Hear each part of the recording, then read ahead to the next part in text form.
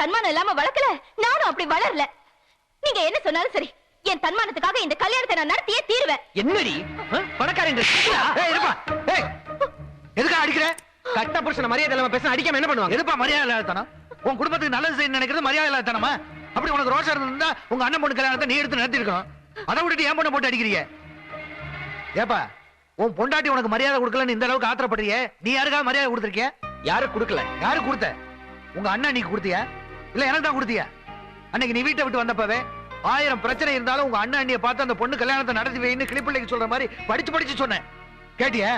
சரி, உங்க அண்ணன் தான் தன்மானத்தை விட்டு உன்னை வந்து பார்க்க வந்தாருல, அவருக்காக மரியாதை கொடுத்தியா? அவரையும் அவமானப்படுத்தி அனுப்பிச்சிட்டேன். தேவையில்லாம 10 லட்சம் ரூபாய்க்கு கார் வாங்க தெரியுது, 50 லட்சம் ரூபாய்க்கு வீடு வாங்க தெரியுது, ஆனா கூட பிறந்த அண்ணன் பொண்ணு கல்யாணத்தை நடத்தி வைக்கிறதுக்கு கணக்கு பாக்குற. என்ன மனுஷியா நீ? பாரு, உன்னால என் பொண்ணுக்கு மட்டும் கெட்ட பேர் இல்ல, எனக்கு சேர்ந்து கெட்ட பேரு. பொண்ணை வளர்க்க தெரியாம வளர்த்திருக்கேன்னு உங்க அண்ணன் மூஞ்சில காரி துப்பிட்டு போறாரு. தேவையாது?